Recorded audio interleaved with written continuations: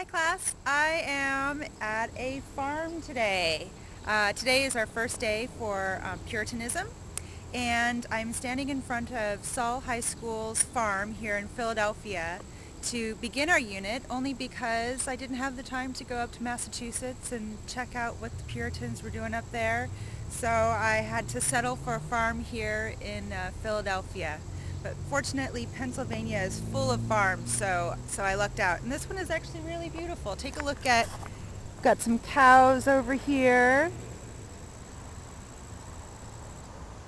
Looks like a barn of some sort.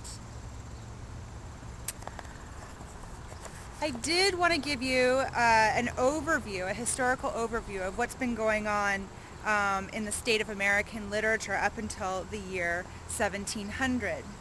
The New World that Columbus boasted of to the Spanish monarchs in 1500 was neither an expanse of empty space nor a replica of European culture, tools, textiles, and religion, but a combination of native, European, and African people living in a complex relation to one another. The native cultures that Columbus found in the New World displayed a huge variety of languages, of social customs, creative expressions, with a common practice of oral literature without parallel east of the Atlantic. Exploratory expeditions to the New World quickly led to colonial settlements as the major European countries vied with each other for a portion of the Western Hemisphere's riches. The role of writing during the initial establishment and administration of these overseas colonies involved influencing policymakers at home, justifying actions taken without their explicit permission, and bearing witness to the direct and unintended consequences of European conquest of the Americas. The Puritans who settled in New England represented a different type of colonist, one who emigrated for religious rather than national or economic reasons. Since the English language arrived late to the New World, it was by no means inevitable that the English would dominate, even in the country's own colonies. But by 1700, the strength of the mostly religious literary output of New England had made English the preeminent language of early American literature. The state of American literature in 1700, consisting of only about 250 published works, reflects the pressing religious security and cultural concerns of colonial life. So let's take a look around this farm, and I'll give you a little bit more of a background about Puritanism. Hi class, I am still standing in front of the farm at Saul High School in Philadelphia, Pennsylvania, and right now I am standing in front of a couple of horses, or actually kind of next to a couple of horses. They're right over here. There's a brown one and a sort of blonde looking one over here. They're apparently very hungry. They've been eating the entire time.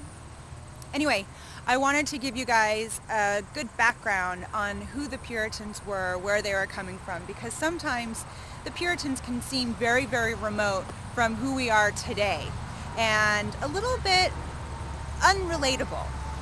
And I really wanted you to see where they were coming from, what their hopes and dreams were, and how they actually do relate to who we are today.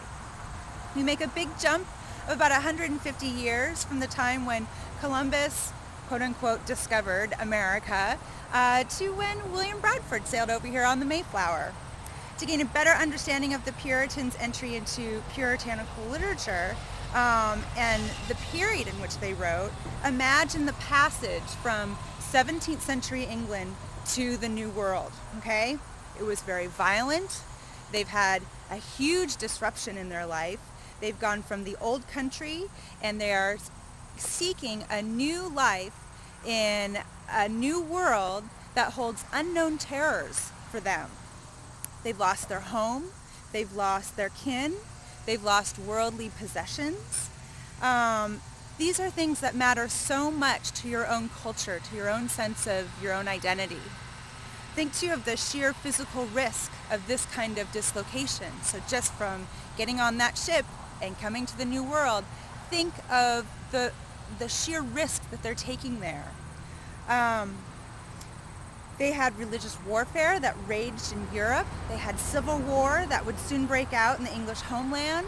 and they had a succession of religious upheavals and political changes over the previous half century that claimed tens of thousands of lives.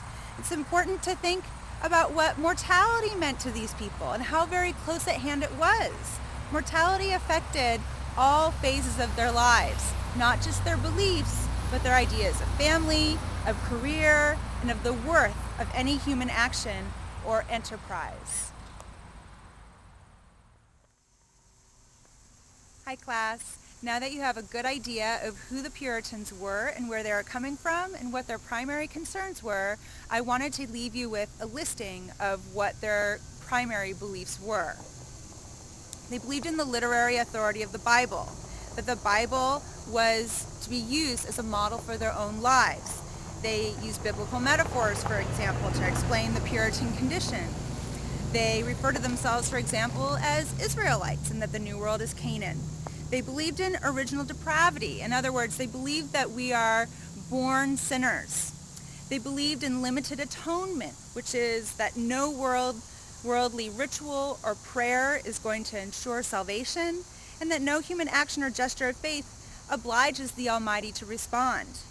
And they believe in predestination, that God has chosen his elect, and they believe that they were the chosen ones, the chosen elect, before they were born. I hope you enjoy this literature. I hope you learn a lot, and I will see you soon.